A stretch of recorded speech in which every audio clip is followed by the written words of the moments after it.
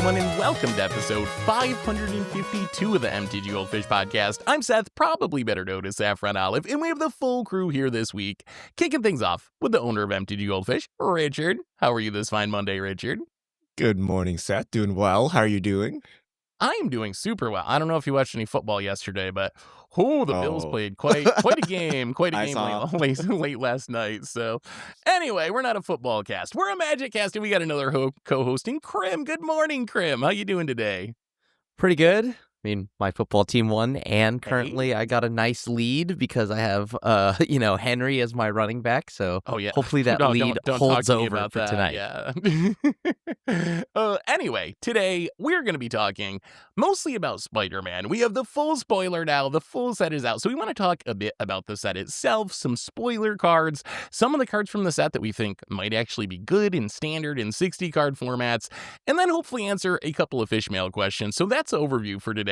Before we get into it, though, a reminder that today's show is brought to you by Card Conduit, and Card Conduit is the easiest way to sell your Magic cards. If you ever get tired of the hassles of buy listing, you can skip them with Card Conduit. You can use their curated service where you send in as many cards as you want with a buy list value of $1 or more, and pay just a 5% service fee. And if you want to do a bit of work, you can use the sorted service where you list and sort your cards in advance and pay just a 2% fee. Either way, you're going to get a detailed report with the results and a fast payment once your order is processed, and you can even get another 10% off by heading over to cardconduit.com/MTGGoldfish. Card Conduit, it's the easiest way to sell your Magic cards. So thank you to Card Conduit for supporting the show. And let's talk some Magic. So it is Spider-Man time. We have the full spoiler.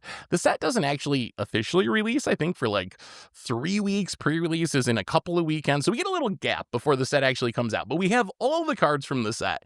And we're going to dig into some spoilers and some of the best cards. But I got to know, before we get into all the details, now that we've seen the full set, what do you guys think of this set? Richard, I know you've been waiting for Spider-Man. What do you think now that we see the whole thing? All right. First off, did you know pre-release is happening the same weekend as One Piece Nats, which means I can't do pre-release? Oh no! Yeah, I'm actually thinking of just like spending my Friday and going to do pre-release while in Dallas. Is there like an LGS somewhere near the convention center? Oh, there might be. But well, I'm so sad because I'm like, okay, that's like the one chance to interact with these physical cards because I'm gonna be playing Arachne Man on Arena or whatever. Yeah. Like, I'm like, oh my god, it's like so painful. But other than that, I think the set's great. Actually, I love all the alt arts. I know what the sentiment is on the internet. I know that's not a popular opinion. So I'm curious what Seth has to say about this, but I think these like showcase treatments and the secret layers and everything, like I think they're bang on. I don't know what people are complaining about, and I don't know, man. It looks great to me. So we'll see how this shakes up. But I'm ready to collect. I hope these prices are in the gutter and no one wants them so I can actually afford them. Unlike my Final Fantasy collection, which is actually just a bunch of like empty binder pages because I'm like, dude, the price of this is ridiculous. I'm just gonna wait it out and it just keeps going up. I have bad news for you, Richard. I think those showcase cards are still going to be super expensive. No, but I think just enough so that no one can be happy. Here's my take. Here's my take on this. If Twitter's such a bad place for like nuanced takes, but here's my more nuanced take on this set, which is, and I also did a video on the main channel if you want to see like a 20-minute like deep delve into this. But here's the short version. My take is this: that Spider-Man, and we know this because Wizards said this, was originally supposed to be a small set that was designed for Commander, and I presume to sell super cool Spider-Man treatments. It was going to be 100 cards. There was no commons or anything. So I think that they actually achieved what I think the original goals were really well. They made really awesome Spider-Man treatments, and then they also gave Commander players a ton of options if you want to play Spider-Man as your Commander. And I think those were two of the original goals of the set.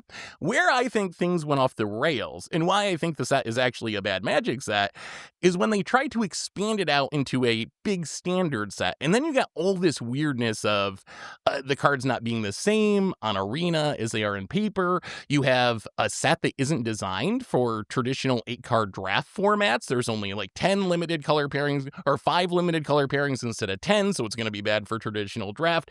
So you have all these side effects. You ended up with a million Spider-Man, which I think is also kind of funny. I think having 40 Spider-Man in the set makes the set worse. I think the original idea was to line it up with a Spider-Verse movie launch that was supposed to come out, but then that got delayed to like 2027. And now we have this set with like 40 different obscure Spider-Man. And people like me who aren't big Spider-Man fans are just like scratching their heads and like, why are there so many Spider-Man? I don't understand what's going on. So I think all of those things are what I think makes for a bad Magic set, even though I think a lot of the individual designs in the set are really cool. And I think that the showcase treatments are dead on. I think they nailed it out of the park. So I think it's a bad set that is going to be very successful, if that makes sense. What? I mean, I was with you till that last statement. By any traditional, by traditional metrics of what would make good for a good Magic set, that working the same on digital as in paper and things like that, this set is a hard fail. But yes. I still think it'll sell well, just because the treatments are so cool that I'm not sure any of the traditional metrics matter. Like, I don't know if people care that it doesn't work on Arena. I don't know if they care. I think they just want shiny Spider-Man, and they got a lot of them. I have to imagine, though, like, as someone who doesn't know comic books, like, I could see what you're talking about, because, like, oh, what is it? Spider-Man 2099, you know, Spider-Man this, Spider-Man that, right? It feels to me, and let me see if this is a fair criticism of this, and I'm curious what you guys think. I think Wizards has done a really good job with, like, Final Fantasy and Lord of the Rings. Having there be some sort of like narrative or lore or story to the set. Like, you really got to see the story of Lord of the Rings and Lord of the Rings, even Final Fantasy. They somehow managed to take 15 games, put them all together into one set, and it still had like flavor and lore to it. To me, when I look at Spider-Man, I just see a scattering of Spider-Man with no rhyme or reason. It's just like a million Spider-Man from different places. I don't see any like lore or story. Am I missing something because I don't know Spider-Man, or does it come across that way to you guys at all? Like, is there a lack of that in the set, making it feel kind of scattered? I mean, I don't know of a story, like, other than like them specifically picking out specific like arcs, right? Like the Clone Saga and all these things, right? But I feel like this is kind of the same, is it not, as just like a Final Fantasy set, except for Final Fantasy was a bigger set. You get to see a little bit of every game. Spider-Man, you know, like, for me, it feels like you're just getting a bunch of different characters from different games, right? When you think about like the different variants of Spider-Man. So to me, it doesn't feel any different, really. It's just that like one is very much so more obviously like, hey, Final Fantasy VII. This is Final Fantasy VI, right? And whereas this is like, do you know that where this Peter Parker, like, which timeline this is from? Do you know that Ben Reilly is Peter Parker that isn't a variant, or maybe Spoilers. Is like a clone? Okay, all right. Well, you know, whatever. You've had since the 90s to read it, okay? He's got the cutoff T, all right? That tells you what era it's from, okay? So I will say, so I think I agree with Seth. I think this is exactly Final Fantasy, except Final Fantasy was the greatest draft format of all time, and this one doesn't even have a draft format.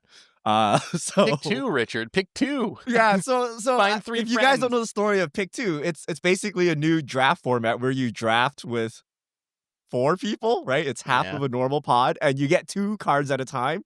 And they said it's an exciting new way to draft, but they just like hacked this together because the set is too small, right? So I highly doubt it will be good.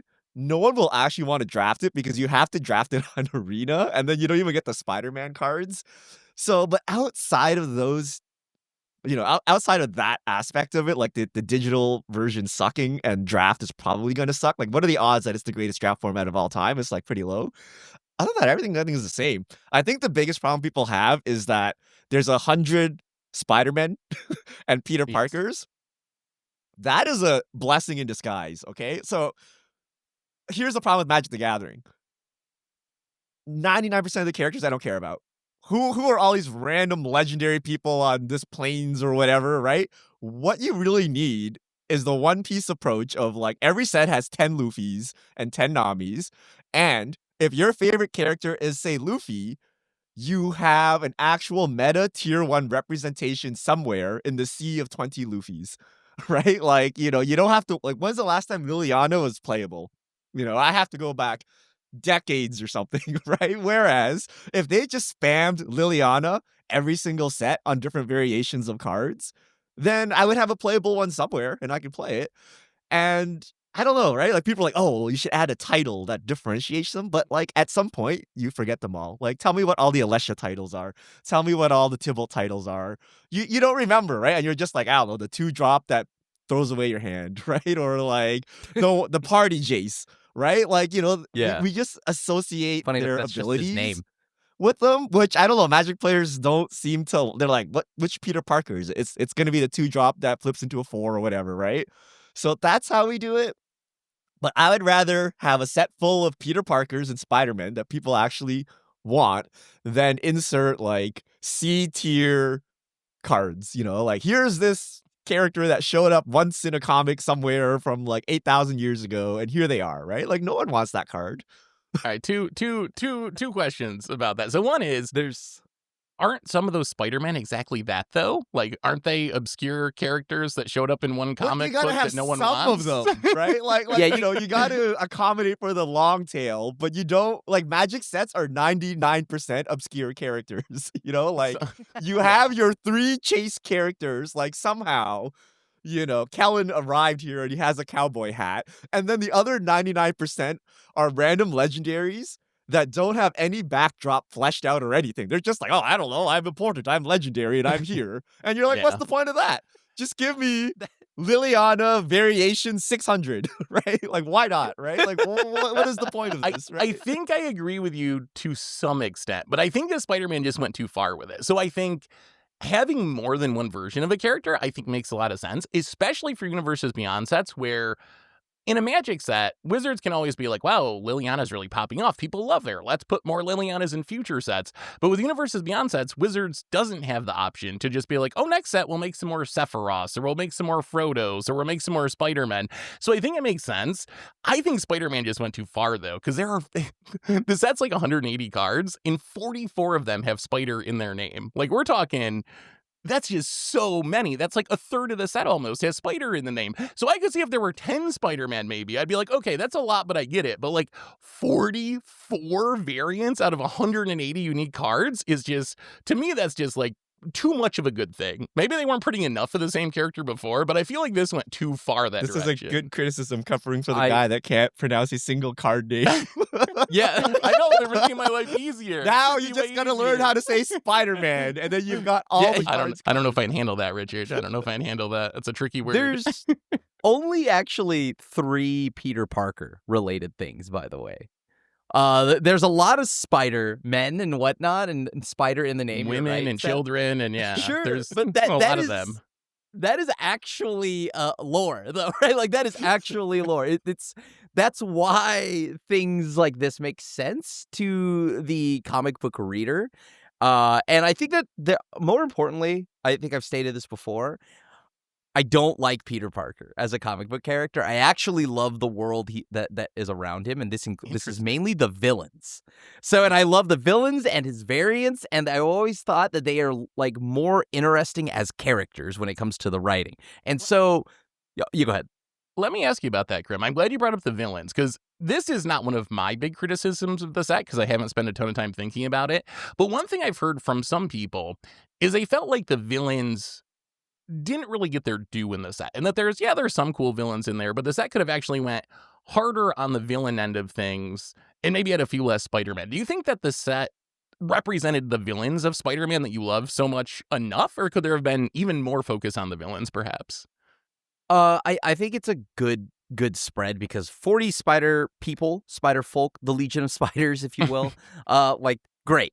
And then they also gave us, like, and I know some people are going to think to themselves, like, this isn't a deep cut, but I would say that the average person probably does not know Mr. Negative, right? The average person does not know. Maybe.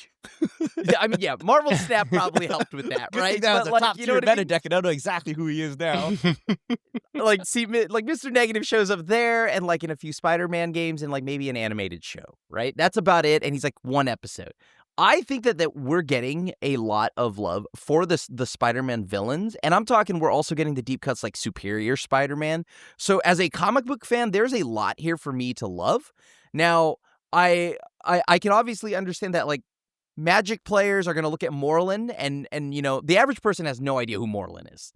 Right? Like, and I will also just assume that Magic players will be like, oh, cool, vampire guy that drains the table, right? Like, dope. Yeah. So I think there's a lot of like characters here that you wouldn't normally see, and I can really appreciate that. Now, if you're a comic book reader, you're thinking Agent Venom. Everyone knows Agent Venom. Yes, Agent Venom is a household in the comic books. I think that is true. I think the average person does not know who that is, or Anti-Venom. Again, not in Marvel Snap, right? Yeah, I don't know what that is. Not in Marvel Snap, Crim. I will. Oh, go ahead. Oh, go ahead, Seth. Go ahead, Seth. I was going to say, I will also say that part of this might be just my expectations, because when I heard Spider-Man, I'm not a comic books guy, so I didn't even know Spider-Man was a multiverse until we got to spoiler season. So when I heard Spider-Man, that is shocking. I was assuming that we would have Peter Parker, the Spider-Man that I know of, or like a Spider-Man fighting against like villains, and then the set ended up being a whole bunch of Spider-Man that I didn't know existed. So maybe part of it was just the expectation maybe I had the wrong expectation of the set, which was Spider-Man versus iconic villains, and it ended up being lots of Spider-Man versus some of the iconic villains. Let me ask maybe you it's something partly here. a me thing.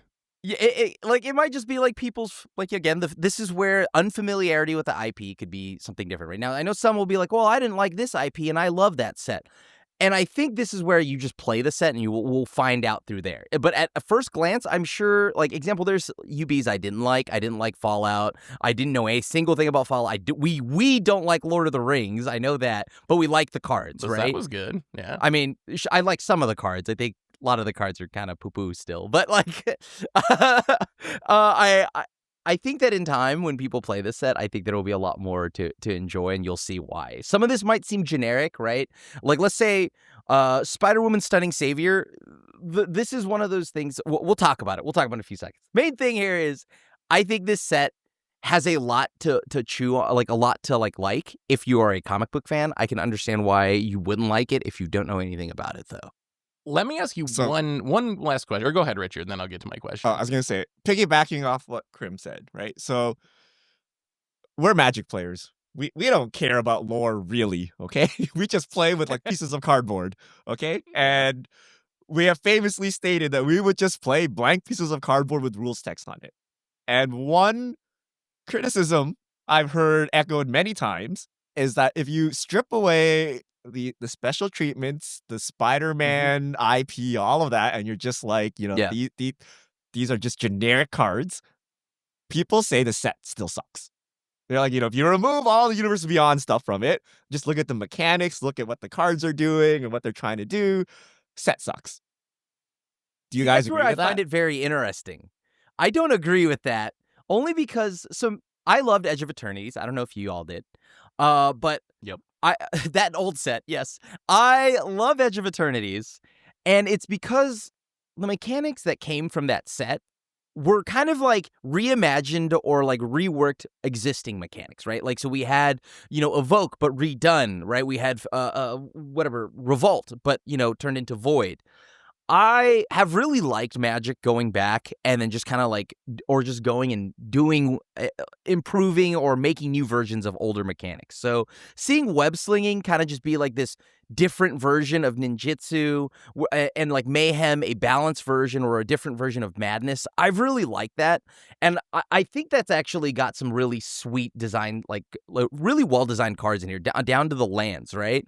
We've got the lands that have some of the set mechanics, but just without the actual keyword on it. And okay, I will say that connive only hits for me because it's villains, right? Villains conniving, I think that they're hits. conniving, yeah. Yeah. So if you take that away and you make it just a blank square, it's just like, okay, is this a Capenna card? I don't understand, but like, regardless, I like that mechanic for the set, but that's because of flavor. But when you look at the other two mechanics, too, like the main mechanics, I think they're fun. And then on top of that, we actually have some really cool cards in here. Like we've talked about, like Hydro Man, Molten Man. I think there's a lot, like, you know, the Elemental Men, if you will. Like I think they're all very interesting to me. And there's a lot of fun cards here that they're very nuanced in how they're sweet. They're like a few gears, just like a few knobs turned only slightly, but that's all the difference to me. This is a really interesting question for me because I think I kind of end up in the middle. So on one hand, let's assume this set was blank pieces of cardboard.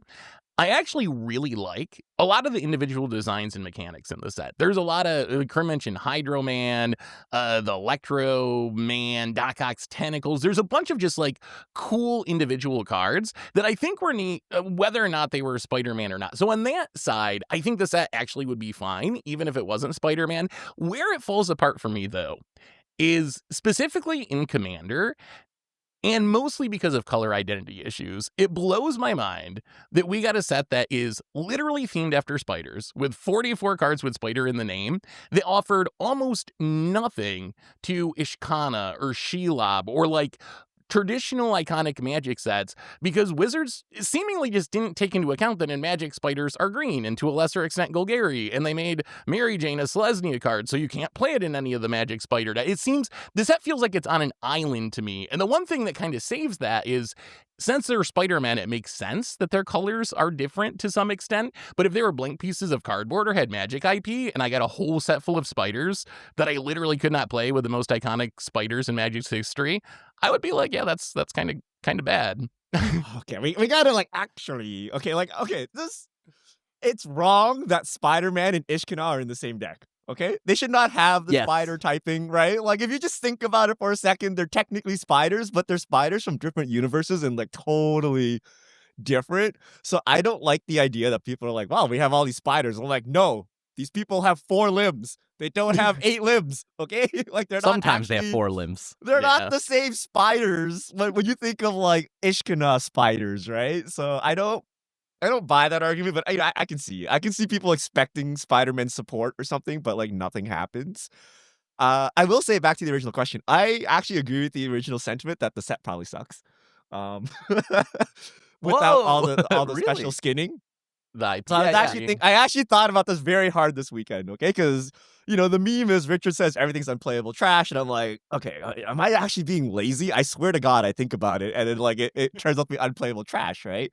So if you take a standard deck, okay, standard deck is 60 cards, okay? We'll take the average deck, 24 lands, 36 cards. So 36 cards are non-lands. You play 4 of everything usually, right? That's 9 unique cards for your deck.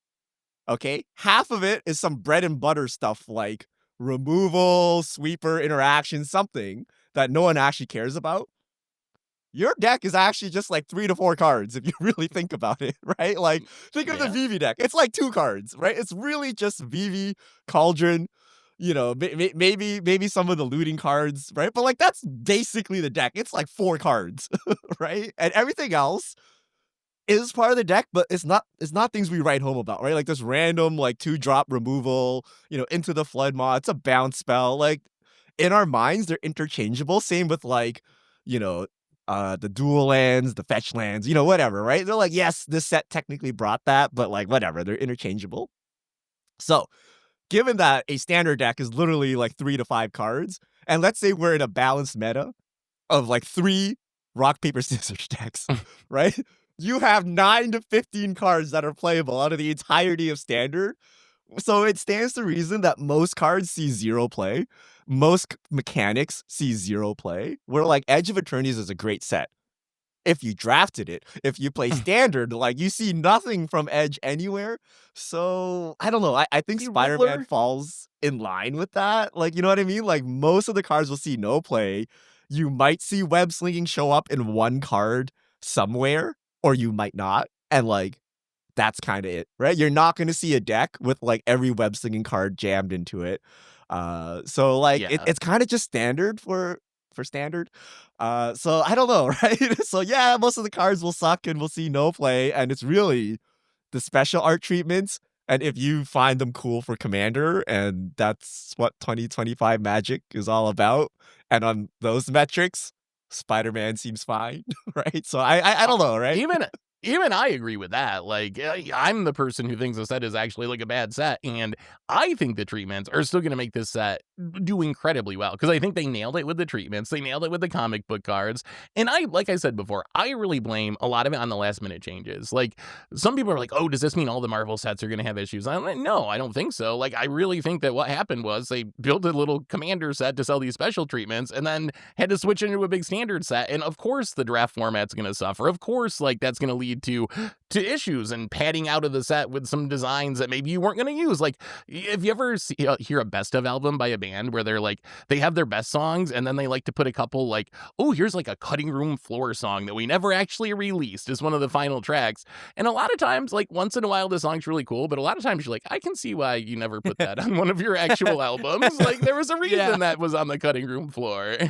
And I think that maybe that happened with some of the Spider-Man cards where you're like, we need 100 extra cards stat, and you got to make it work somehow. So anyway, let's talk about some of the individual cards from the set. We got a bunch of them. We're never gonna get through all of them, but Richard, why don't you guide us through some Spider-Man cards? All right. Full set is out, and I believe we're getting the arena versions sometime today. So This week, I think, or maybe today. Yeah, we can do the full mapping here. Let's. I don't know. We want to do like commander cards. Okay, we'll go Mr. Negative because Mr. Negative is like kind of a cool card. that card's cool. 7-drop Orzhov, unplayable in standard unless you're reanimating it. 5/5 human villain, vigilance lifelink, dark force inversion. When Mr. Negative enters, you may exchange life totals with target opponent. If you lost life this way, draw that many cards. This card's so That's- busted. That card's sick, right? Like I have definitely, like, okay, yeah, in standard, I don't know if I'm playing this unless it's like you had mentioned a reanimate deck.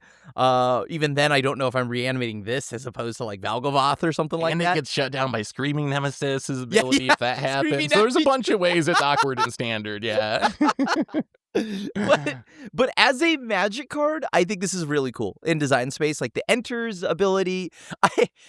Somebody on Blue Sky responded to me. They're like, okay, I think this card is sweet, but imagine if it had this treatment essentially. And they made it so that because who he is and design and whatnot, the colors and everything is inverted and whatnot. What if this was like a white bordered card? What if this is the only card that was white bordered in standard? They should have did that. Oh, that would have been That cool. would have been cool, right? That would have I been think so that would have cool. been super cool. Yeah. But okay, unfortunately, now that I've been shown that, I can't unsee it, and it looks so sweet. But regardless, I think this card does have a lot of fun design space with it just being an enters ability, not a cast ability. I think this is going to be a very fun one in Commander because I've already built a deck for it, and I cannot wait. I mean, this is the first time we've ever had a life swap enters trigger before. We've never had that. And we've had life swapping going all the way back to the earliest days of Magic with Mirror Universe or whatever, that old artifact.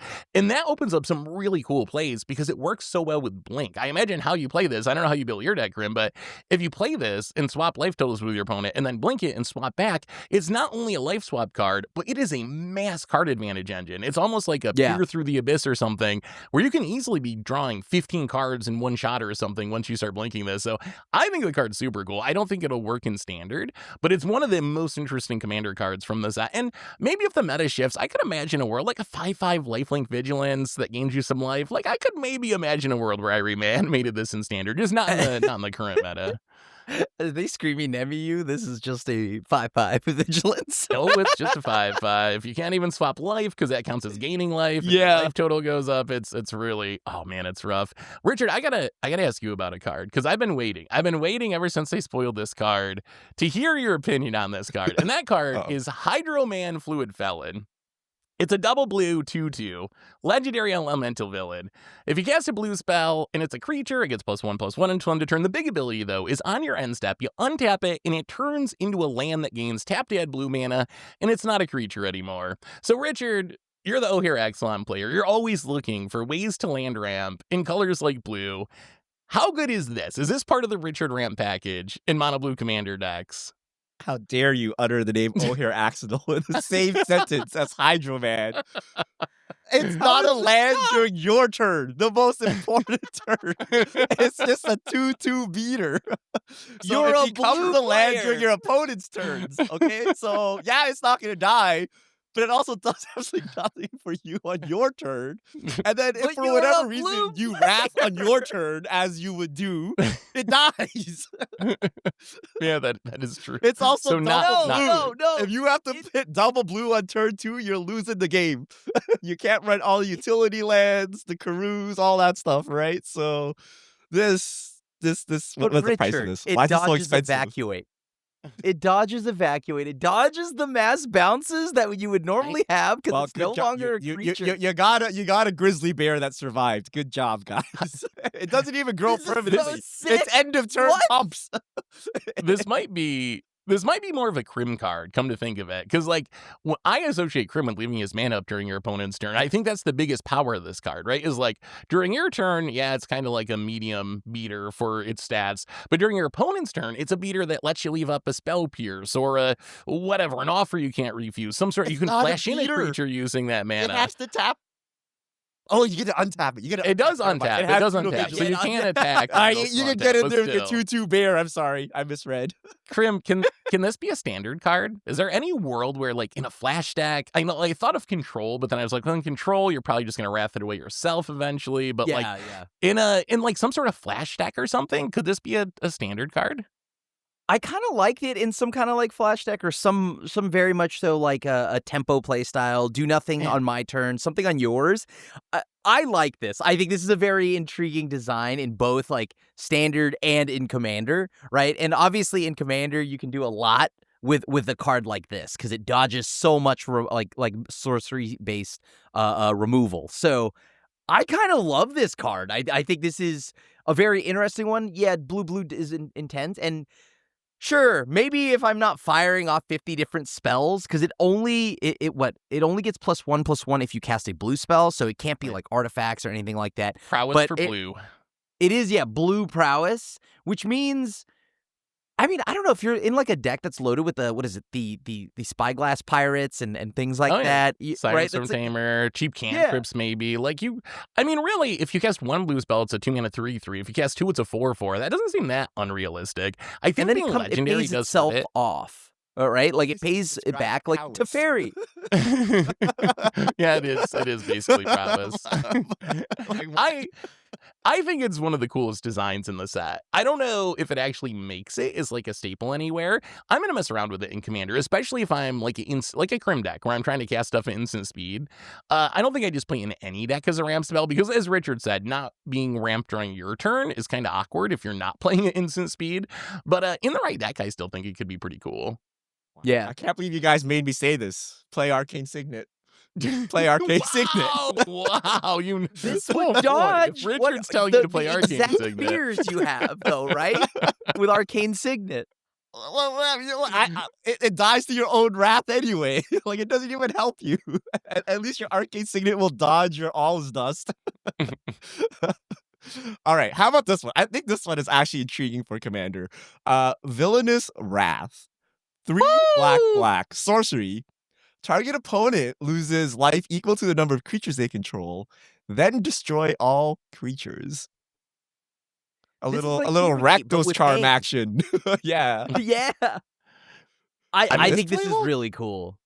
I think this card is really cool. Yeah. I think it's definitely Commander playable. When I think of Wrath in Commander in black, it's so funny because I think of black as a great removal color, but when you look at black sweepers, it's kind of like Toxic Deluge, Damnation, and then you're down to either the expensive ones that have upside like Decree of Pain or to like Crux of Fate.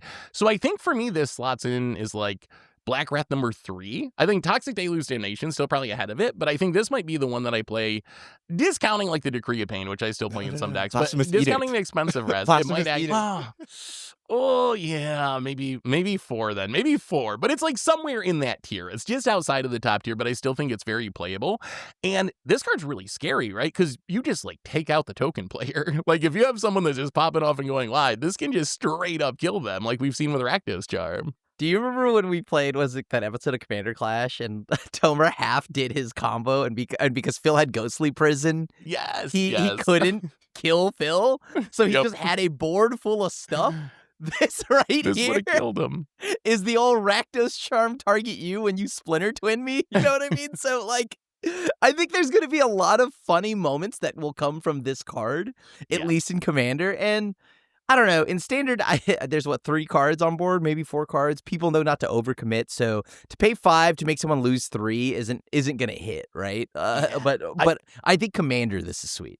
I feel like in Standard, I just value deadly cover-ups like Extraction, getting rid of all the VVs or the Cauldrons or something, over dealing a bit of damage. But I still think it's fine. If we shift to a meta where like Boros Convoke or something is one of the most popular decks, it could be a funny way to like get the go wide decks if that becomes a thing in Standard. Randomly, Is it Boris necessary? Convoke 8. You like Wrath, Just Richard? play your 4-mana Wrath. Like, I mean, you'll play this, right, Richard, or no? Will you play this in Commander? no. It's the meme card. So if you have a token player in your play group and you want to get saucy, you shove this in. But this is like a terrible Wrath in a vacuum, right? Because set it, right? Toxic Deluge, Blasphemous Edict. Damnation. I don't even play Edict. Damnation. Right? Oh, you don't even play Damnation? No, because you got to play Boom Pile. You got to play all his. Oh, you got to play the actual real I sweeper. forgot about the Boom Right? Pile. But then you can also just play the Decree of Pains, the things that just like take everyone's graveyard, draw a million cards, whatever, right? So 5-mana Wrath isn't where it's at. I didn't want to play 4-mana Wrath. So I don't really like this card, Richard but it doesn't is want funny. to Wrath. It is funny. is- A Rakdos it is card is a definitely. funny card. It's like Mana Tide. Should you play it? No, but it's funny. You can put it in your deck for some meme value, right? I gotta ask you guys about another card, because I haven't heard people talking about this card, but I feel like this is sneakily maybe like the most playable card in the set. And that card is Hide on the Ceiling. Hide on the Ceiling is blue and X for an instant.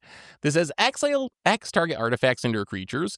Return the exiled cards to the battlefield under their owner's control at the beginning of the next end step. So when you first read this card, you're like, oh, it's like a blink effect, right? I can blink my stuff. I get to reuse their ETB triggers. I can save my team from a Wrath. If someone goes to Wrath, I cast this instant speed, I blink out my stuff, it comes back end step, I dodge getting hit by Villainous Wrath or whatever that card we were just talking about was.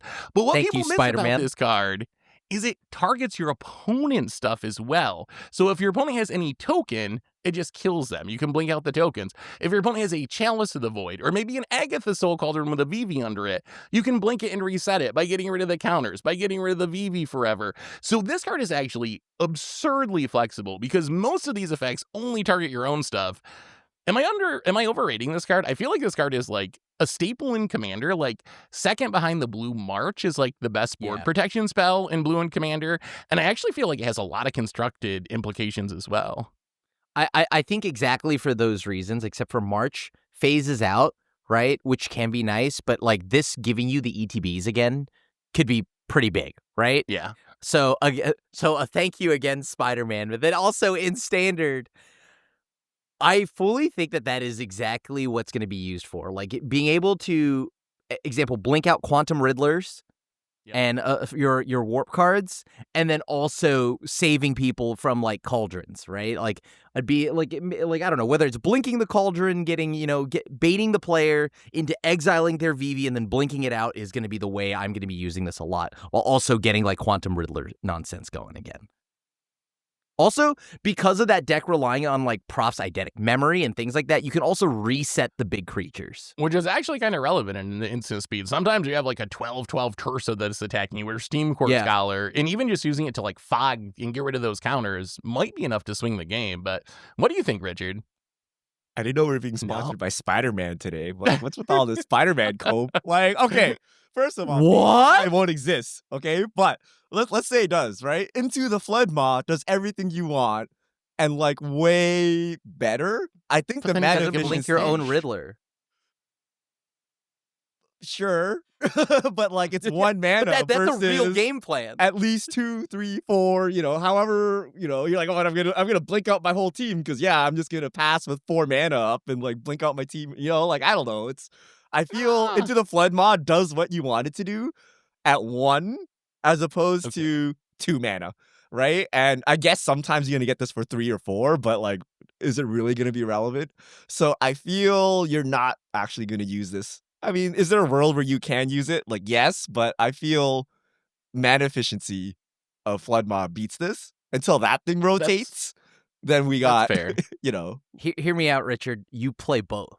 Because you don't have to play one or the other, right? You play 8 cards or a 2-2 split, or what are we doing here? I would probably do like a 3-2 split, to be honest with you. Because like as someone who, I'm not gonna lie to you, right? I love Vivi, so I've been making sure to extra jam as much of that deck as I can in standard, just in case it gets any Crim. any ban hammers start happening. So I've been jamming that deck extra, and it's so fun. But yeah, like I think Hide in the Ceiling, I'd be willing to try 1 to 2 copies for that exact reason. I think it's going to be very good. And, hey, it turns out you can make a ton of extra mana. And with Vivi and all this other stuff, it also gives you some pretty big value there. It also doesn't hit enchantments, which Flood Maw does. I mean, the other... Right. No, fully agree. That's true. Fully agree. That's true. The other thing you can do, though, is just, like, blink out your opponent's defenses and Alpha Strike too, which is, we didn't really talk about that. So what about Commander, Richard? Do you play this like a March to like, if you're playing mono, if you don't have the white protection spells, you can't play T-Pro and stuff, not worth it to try to like save your team from a Wrath? You have March.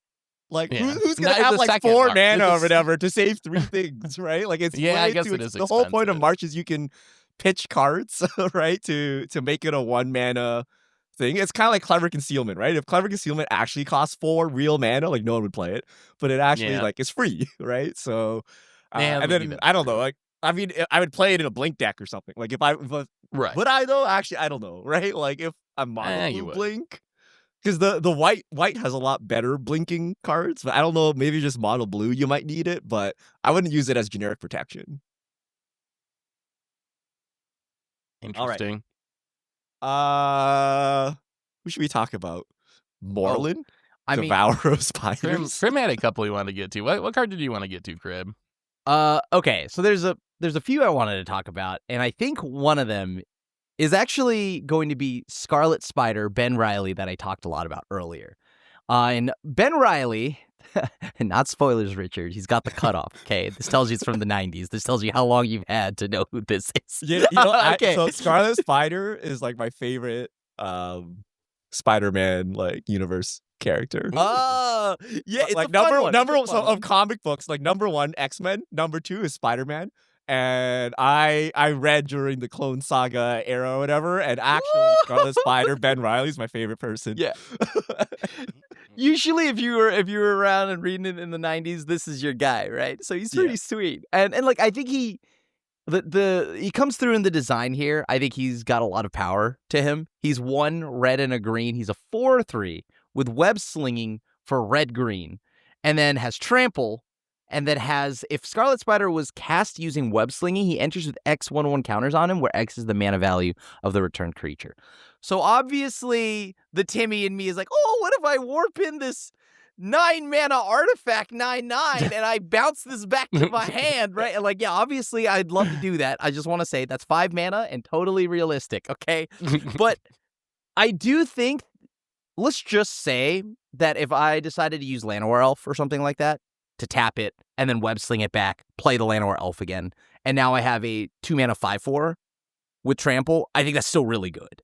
I think there's a lot of play here in standard. I think this card has a lot of power, and can definitely like play nicely with the warp cards. I genuinely think the warp cards do entirely change everything about this.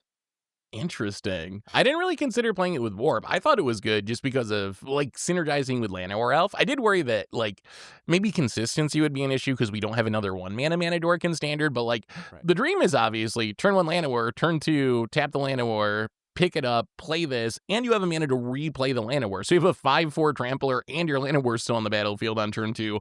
That's a really fast start. I almost to the point where I was wondering, like, can I play this in older formats where I actually can play 8 mana dorks, 12 mana dorks? Could this be a Pioneer card or something? Like, is there a chance that it's like good enough there? I see Richard laughing. But... Pioneer, maybe. It's Tarmogoyf.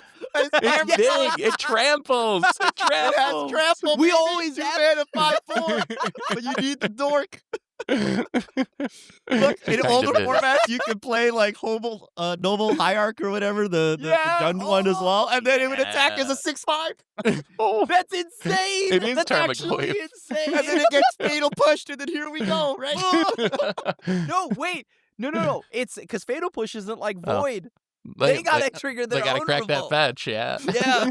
Oh no, gotta crack that fetch. But I actually think it's a legit card. It's like, even if you don't do any of this shenanigans, 3 mana, 4/3 trample, it's not like the most terrible like consolation prize. So, I believe we And- had the prototype cards still. The prototype cards would go hard with this too. I don't know if there's any Yeah, actual those- good warp cards that like the Nova Hellkite, but this is like way too much at this point. Yeah, it's like 5 mana to actually warp a Nova Hellkite and then web sling it. Maybe you're just Which picking is up like still really fear of good, though, missing right? outs. Like that's the other direction, right? We've seen ninjutsu Yeah. be used to like reuse ETB triggers. So maybe you're just trying to reuse ETBs on FOMO and things like that. So far, the web slinging cards all have a pretty good cost to them. So like it's a pretty big reduction, right? Like Ben Reilly only being 2 mana.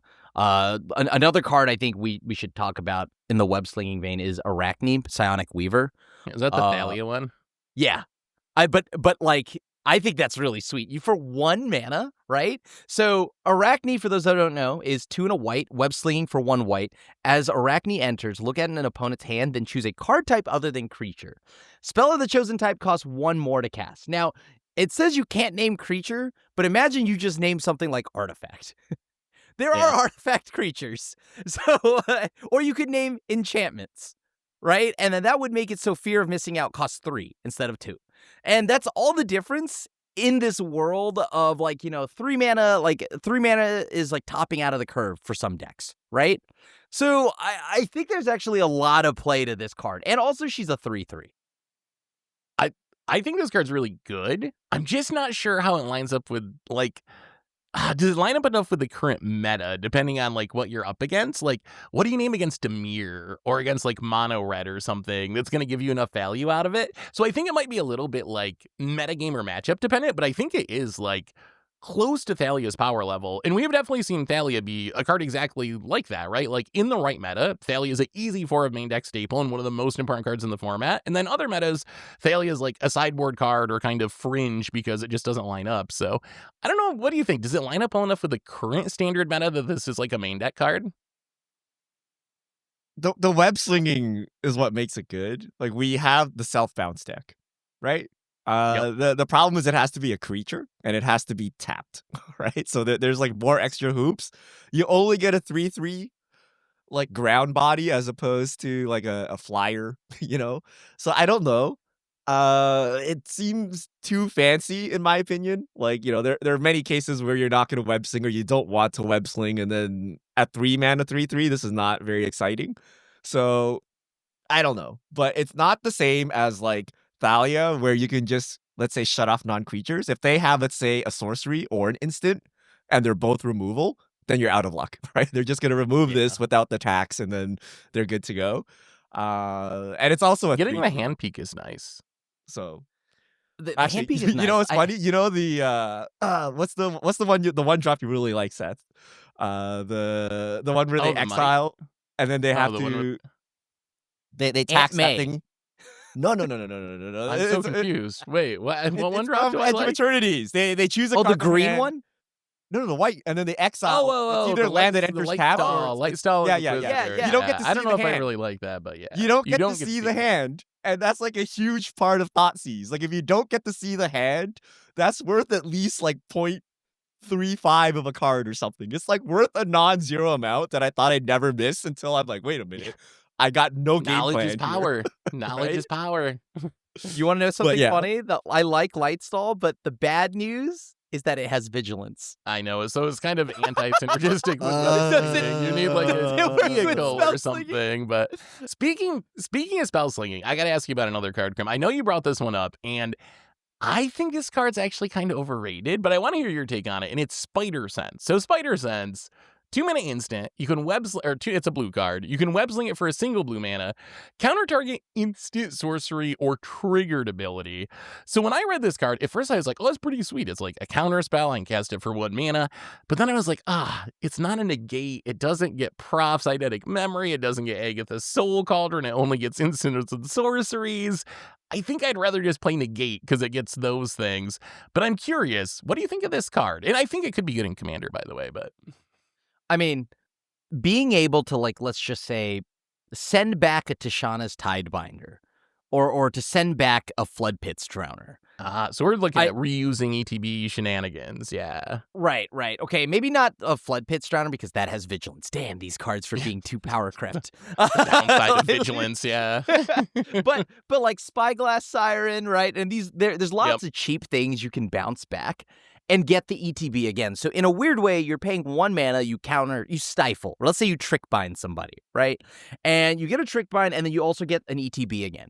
I think that's good enough. And for only 1 mana, it's a low mana value investment. And I think these are good cards. A lot of these cards that we've mentioned may not jump off the page, like they aren't like, the Chase Mythic or something, but they are pieces that are good to have access to in a 3-year standard. I think a lot of these cards will play nicely when we get into what is Wizards' actual vision of what 3-year standard looks like.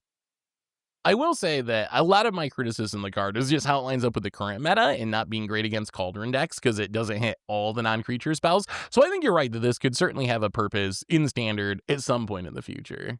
You know who I think also will have a purpose in the future? This sounds funny because it sounds like we're just trying to build Death and Taxes, but our spoiler card, Spider-Woman Stunning Savior. Okay, she's just a 1 and a blue-white hybrid, 2/2 legendary with flying and Venom Blast. Artifacts and creatures your opponents control enter tapped. I think this is very cheap. I think upon us spoiling this, people have been talking to each other about hey, maybe this could be played in Vintage and things like that too, because she is so aggressively costed and asymmetrical that I think this is very strong.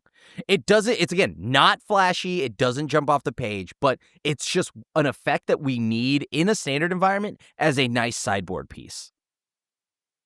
I mean, we've seen Authority of the Consuls serve a big purpose in the past before we had the mouse banning, where just having creatures enter tapped was really, really important against that deck, or you're just going to get one shot out of nowhere. So I think that it can serve a similar purpose. The downside, of course, is it dies to a Burst Lightning, being a 2/2 creature, so it's not as resilient. The upside, though, is it's an Authority of the Consuls type effect that is also a 2/2 flying attacker, so if you actually are trying to win a damage race, there's some upside there to chipping in for 2 in the air. What do you think of this one, Richard? I think it's good. It's a 2-mana 2/2 flyer, and it's also Orzhov hybrid, so the number of homes it goes into goes up. I will say the worst part about this card is it's legendary. Yes. If you are relying on this thing to keep you alive, you're like, okay, look, Splinter Twin is coming, but they're going to all enter tapped. We're cool, right? You kind of want to stack these down, right? You want to put 3 of them and be like, yeah, you're going to use 3 removal spells to get through this. Having just 1 there is kind of fragile, especially if this is your beater. If you're playing a Death and Taxes type deck, this is your win con, right? So if you draw multiple, you can't play them and you can't just beat down. I think that's actually a really big issue with a card like this. So I don't know if we can actually make Death and Taxes work. You just got to spell red for Spider-Verse, Richard. Simple, easy. I mean, I was going to actually ask you all that. That is the theme, one of the themes of the set, and a lot of universes beyond sets, because there's so many characters. So a huge chunk of the cards we've been talking about are legendary, the creatures. Do you think that hurts all of these cards significantly as far as Standard playability, or is it more because of the specific effect on Spider-Woman that it really would be better if it was not legendary? Does it damper your enthusiasm for all the 2-drop Spider-Men that are running around? Because there's a bunch of them.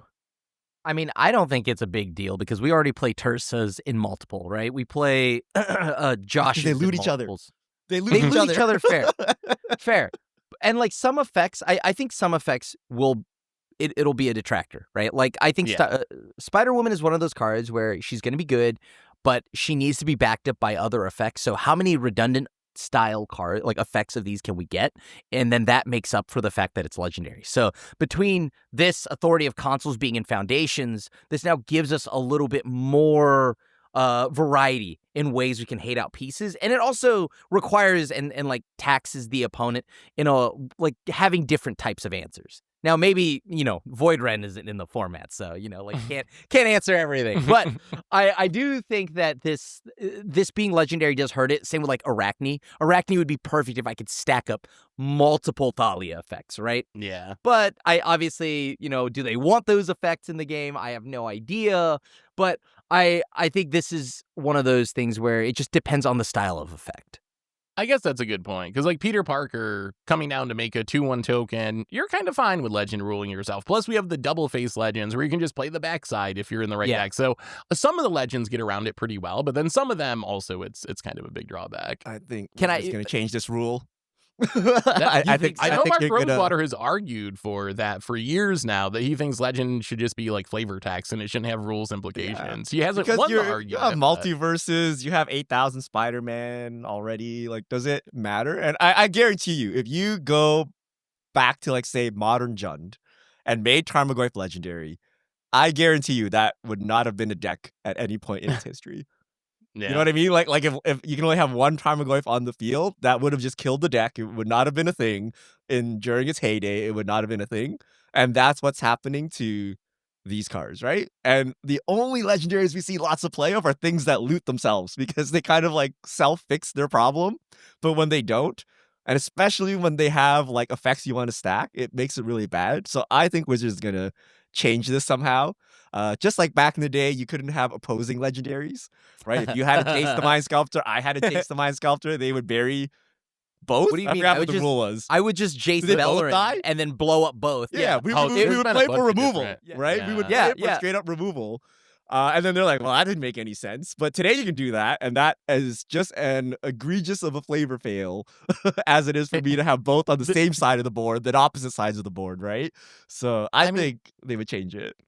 The history of Magic is them softening the Legend rule like every 5 to 7 years. That is the history from like once there's one, no one can play another copy, to they can each play a copy, to one dies if you play a copy, to each player can have a copy. So I wouldn't be surprised to see that happen at some point too.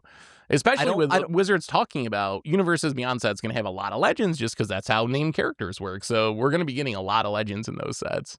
Literally main character energy. Like Quite literally. I am curious though, because there's a few we're running long, right? So I want to see if we could just bunch these last bit of cards up, right? Uh-huh. And it is the lands. Oscorp Industries and Urban Retreat, they kind of like are tricolor lands, but they also have like the set mechanic, right? So Urban Retreat pretty much is web slinging for 2, and then Oscorp Industry has Mayhem, right? Because when this land enters from a graveyard, you lose 2 life, and it literally has Mayhem. So, what do you think of these lands? I think these lands are really good. I think they're really cool design. It's a fun way to incorporate the set mechanic onto some sweet resources, and that are flavorful.